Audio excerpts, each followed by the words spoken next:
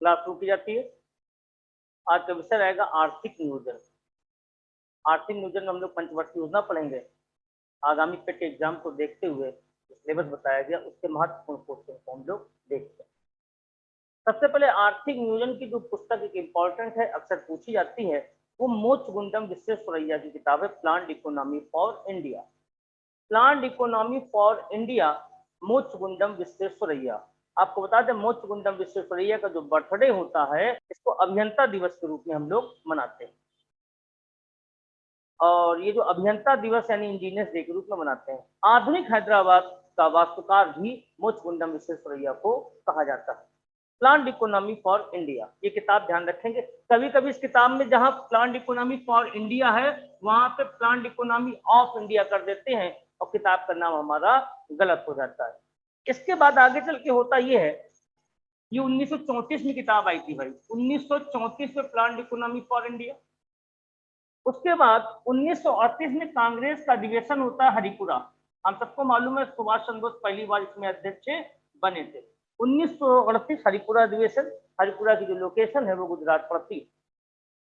इस अधिवेशन में पहली बार राष्ट्रीय नियोजन समिति बनाई गई और उसके अध्यक्ष बनाए गए पंडित जवाहरलाल नेहरू को। राष्ट्रीय नियोजन समिति बनती है 1938 में कांग्रेस के हरिपुरा अधिवेशन के दौरान। आगे चल के कुछ योजनाएं और बनती हैं, जैसे हम देखेंगे 1944 में बॉम्बे प्लान लाया जाएगा। बॉम्बे प्लान आर सिरदलाल के नेतृत्व में बॉम्बे प्लान बंबई के 8 उद्योगपतियों को ध्यान में रख के इसको बनाया गया था। इसी वर्ष 1944 में गांधीवादी योजना एक लाई जाएगी, गांधीवादी योजना। गांधीवादी जो योजना होती है वो मन नारायण की होती है, मन नारायण। गांधीवादी योजना श्री मन नारायण की होती है, ये भी 1944 की योजना है। इन योजनाओं को हमको क्रम से लगाने के लिए देता है तो हमको सही होना चाहिए। 1944 के दो हैं, बॉम्बे प्लान है और गांधीवादी योजना है। फिर हम देखते हैं 1945 में एक योजना आती है जन योजना, अर्थात पीपुल्स प्लान। ये जो जन योजना है, जन योजना, इसको पीपुल्स प्लान बोलते हैं। ये एम.एन. राय, मानवेंद्र नाथ राय की योजना थी, एम.एन. राय की। लेकिन ये सारी जो योजनाएं बन रही थी, आप देखें अभी तक हम लोग गुलाम हैं, आजादी हमको नहीं मिली। आजादी 1947 में मिलेगी। और इसके बाद 1950 में एक योजना और पूछी जाती है अक्सर, सर्वोदय योजना, जयप्रकाश नारायण की। सर्वोदय योजना ये जयप्रकाश नारायण की योजना थी, जय प्रकाश नारायण। अब हमने आपको बताया 1934 हमको ध्यान रखना है, प्लान्ड इकोनॉमी फॉर इंडिया, ये किताब इंपॉर्टेंट है। 1938 में कांग्रेस का हरिपुरा अधिवेशन हुआ, जिसके अध्यक्ष सुभाष चंद्र बोस थे, जिसमें राष्ट्रीय नियोजन समिति बनाई गई, ठीक है, और उसके अध्यक्ष पंडित जवाहरलाल नेहरू को बनाया गया। 1944 में बॉम्बे प्लान आता है आर सिरदलाल का, और 1944 में गांधीवादी योजना आती है श्री मन नारायण की। 1945 में जन योजना है एम.एन. राय की, और 1950 में सर्वोदय योजना है। ये कुछ पॉइंट्स हैं जो कि हमको ध्यान में रखने हैं।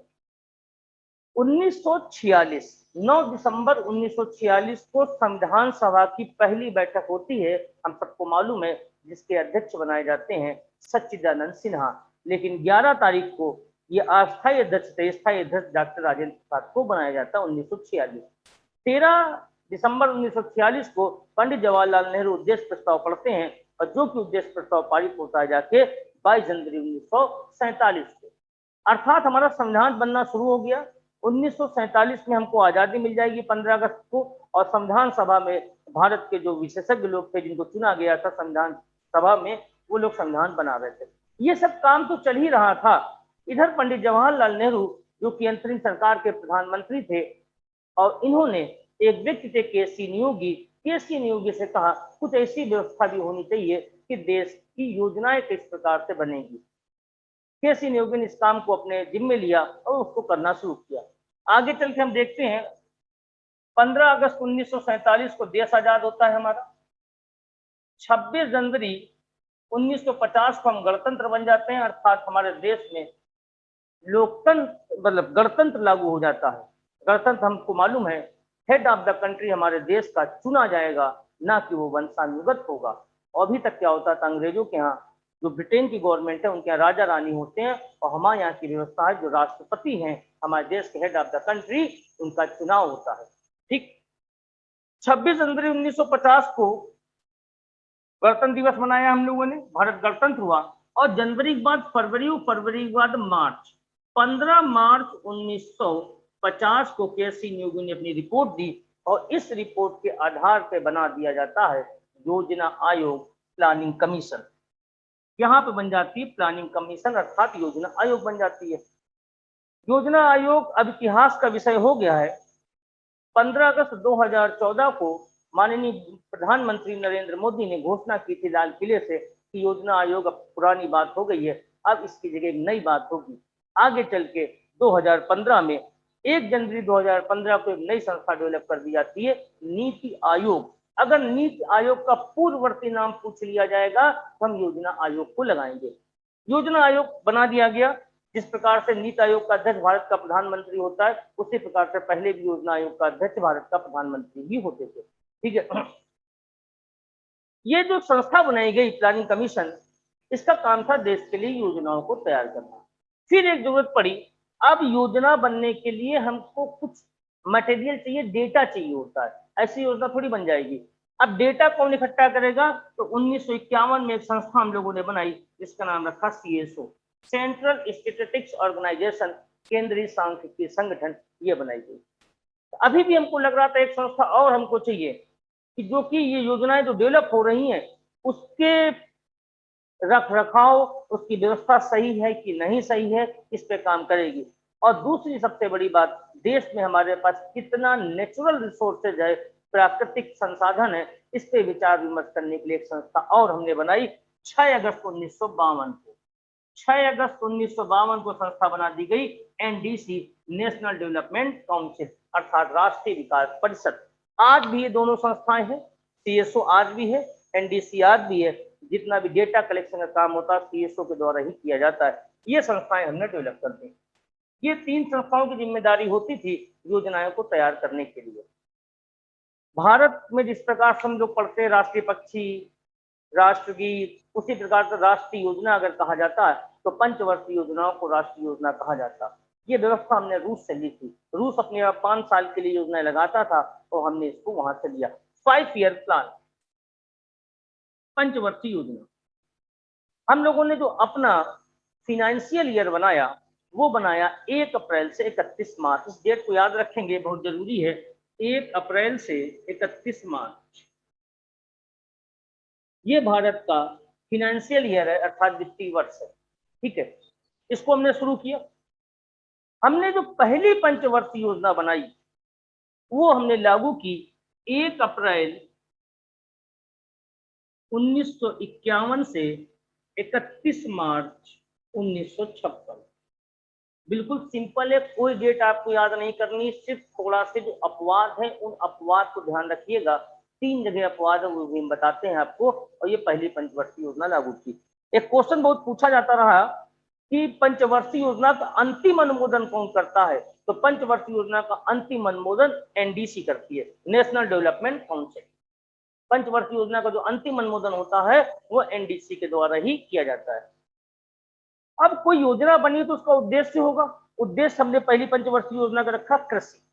इस समय की जो स्थिति थी हमारे देश में, अनाज नहीं होता था, हम लोग अपना पेट भर के भी अनाज पैदा नहीं कर पाते थे।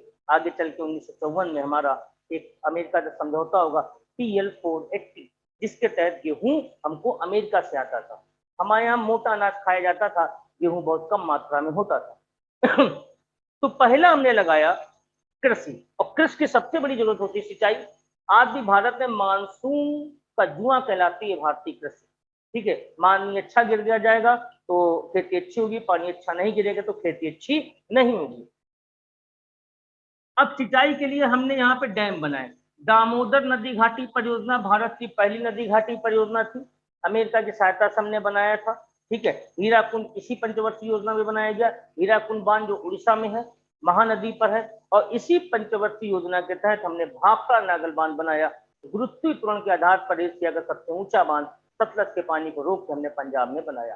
बांध होने बहुत जरूरी थे क्योंकि पानी तो हमको फ्री में मिला था, उसको हम लोग उपयोग कितना कर सकते हैं, बस वही एक मानवीय गुण होता है कि मानव धरती के सबसे बुद्धिमान प्राणी है, उसका उपयोग किया जा सके।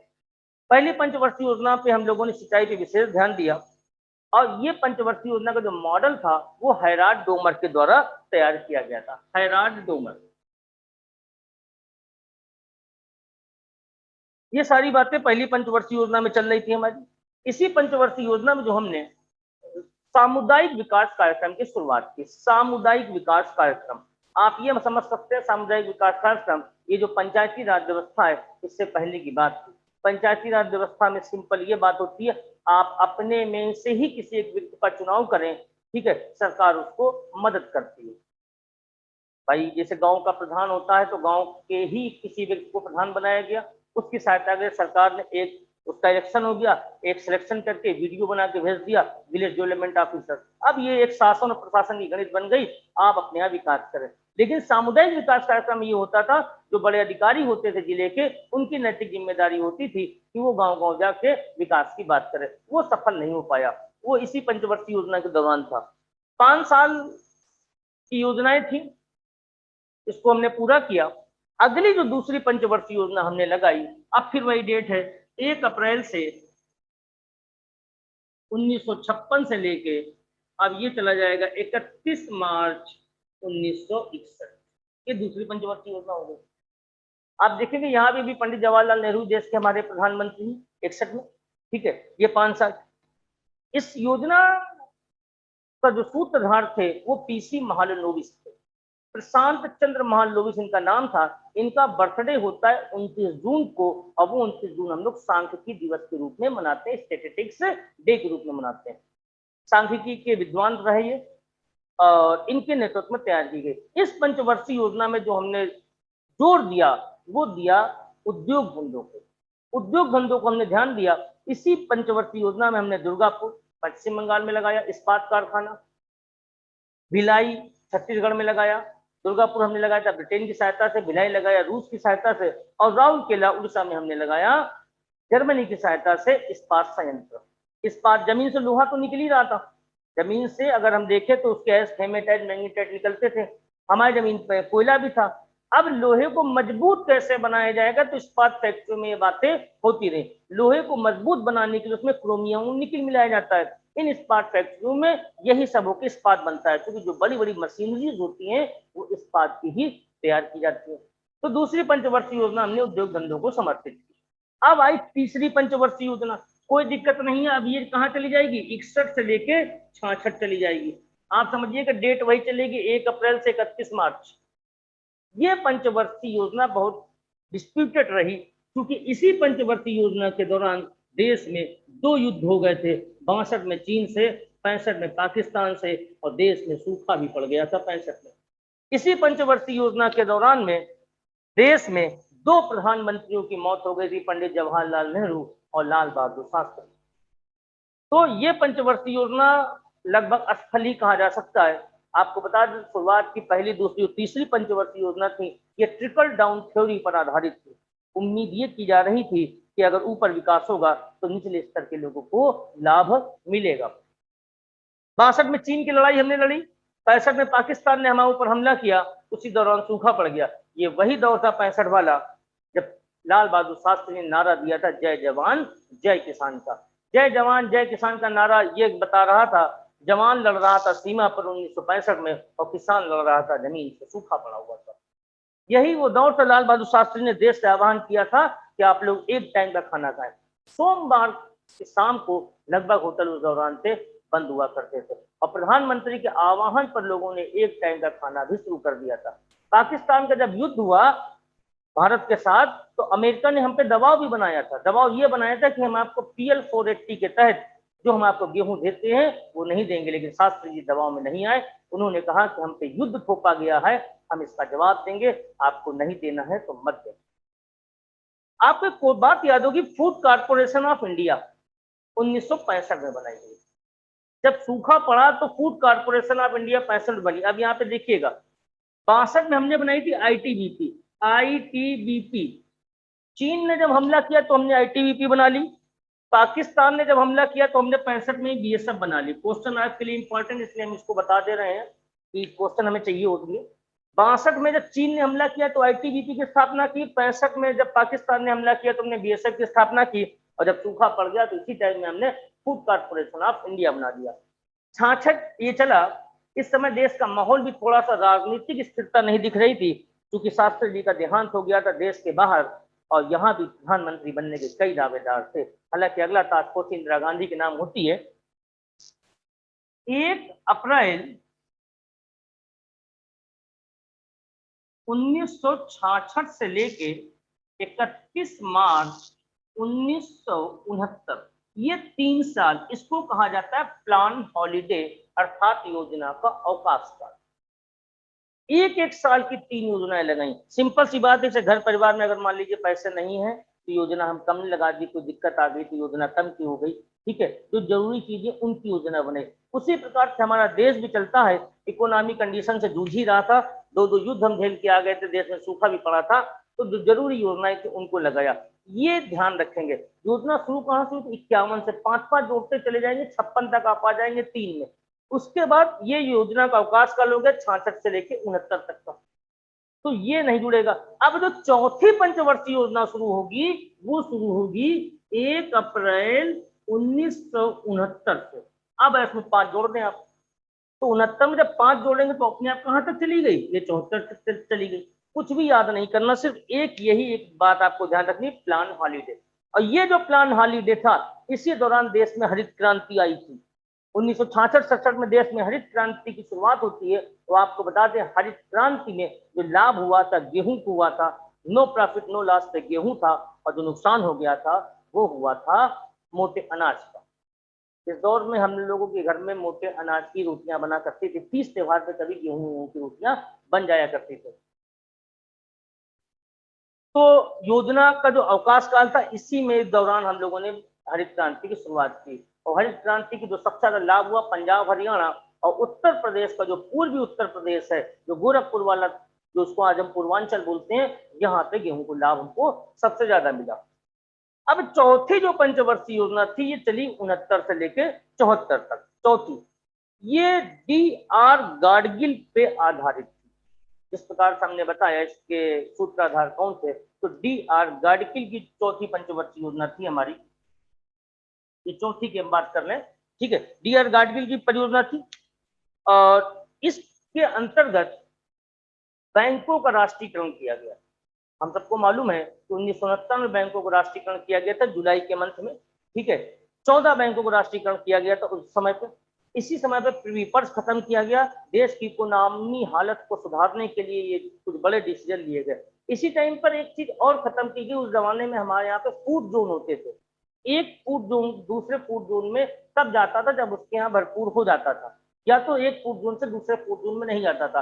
पूरे इंडिया में फूड जोन बने हुए थे, इसको भी इसी दौरान पे खत्म किया गया।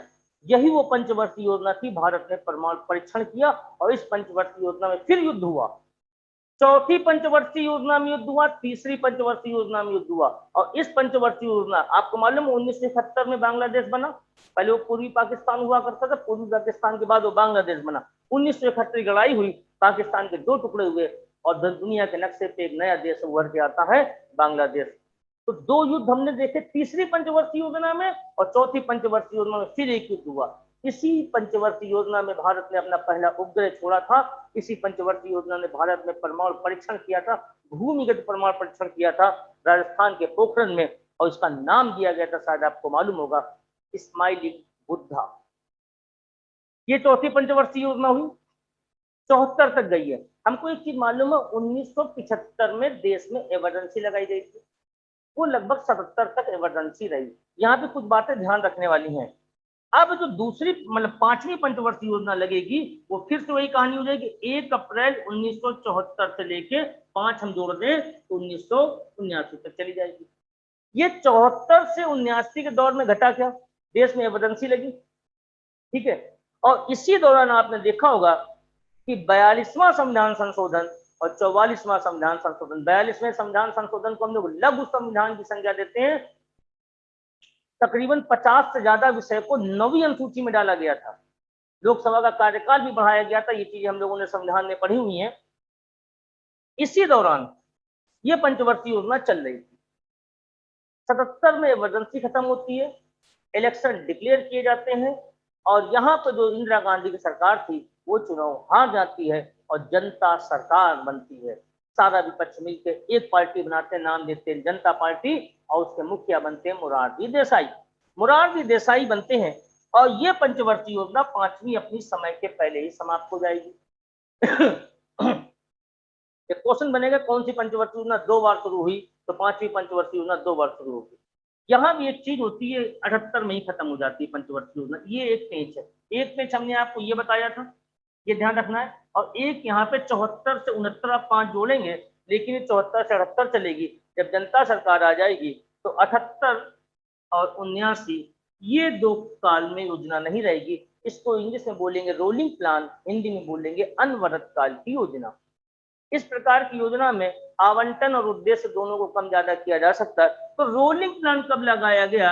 1978-79 में रोलिंग प्लान हमारे यहाँ पे लगाया गया। जनता सरकार थी, इस टाइम पे 2 प्रधानमंत्री बने, मुरारजी देसाई और चौधरी चरण सिंह। पुनः इलेक्शन होते हैं 1980 में। जब इलेक्शन होते हैं तो इंदिरा गांधी पुनः जीत जाती हैं और 1980 में इंदिरा गांधी प्रधानमंत्री बनेगी। अब जो टाइम बनेगा वो बनेगा 1 अप्रैल 1980 से 31 मार्च 1985। अब यहां से 5-5 का आ गया। सिर्फ हमको ये ध्यान रखना 78-79, ठीक है। और ये 66-69, इसे प्लान हॉलीडे, ये हो गया रोलिंग प्लान। अब ये पंचवर्षीय योजना यहाँ पे शुरू होगी 80 से लेके 85 तक। इसी में गरीबी उन्मूलन को लेकर बात चल रही थी, देश में इकोनॉमी स्थितियां बड़ी गड़बड़ चल रही थी। और इसी पंचवर्षीय योजना के तहत इंदिरा गांधी का निधन भी हो गया था 1984 में। आरआरबी की शुरुआत की गई जाएगी, हालांकि आरआरबी की शुरुआत पहले ही हो गई थी, 1975 में बैंक खुल गए थे, यहीं पे हो गई थी आरआरबी की शुरुआत। तो इस तरीके से ये व्यवस्था आगे बढ़ती है।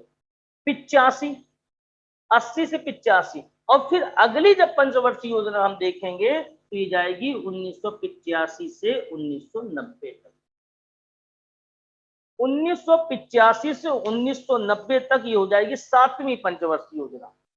7वीं पंचवर्षीय योजना में हम लोगों ने शिक्षा नीति लेके आए थे, हमको मालूम है 10+2+3। अभी हाल में इसको फिर बदलाव किया गया, कस्तूरी रंगन समिति के आधार पर 5+3+3 और 4 किया गया, ठीक है। तो ये एक बदलाव 85 से 90 तक ये लाया गया। इस समय भी बहुत दिक्कत थी, ये वो दौर था। इसी पंचवर्षीय योजना में देश का 47 टन सोना गिरवी रखा गया, हमको IMF से लोन लेना पड़ा। यहाँ भी स्थिरता गड़बड़ थी। राजीव गांधी देश के PM रहे, इसी बीच VP सिंह देश के PM रहे, चंद्रशेखर देश के PM रहे। देश में राजनीतिक अस्थिरता चली गई। देश की इकोनॉमी का पहला तरीका होता है राजनीतिक स्थिर रहनी चाहिए, तो इकोनॉमी हमारी बूम करती है। अभी भी 1990 तक देश में बहुत ज्यादा दिक्कत थी कि इकोनॉमी हालत किस प्रकार से सुधारी जाएगी। 1991-92 ये उदारीकरण का दौर था, यहां भी पंचवर्षीय योजना नहीं लगी। इसी को हम बोल सकते हैं LPG, लिबराइजेशन, प्राइवेटाइजेशन और ग्लोबलाइजेशन। उदारीकरण का दौर शुरू किया गया, चुनाव हुए, इसी बीच राजीव गांधी की हत्या हो जाती है।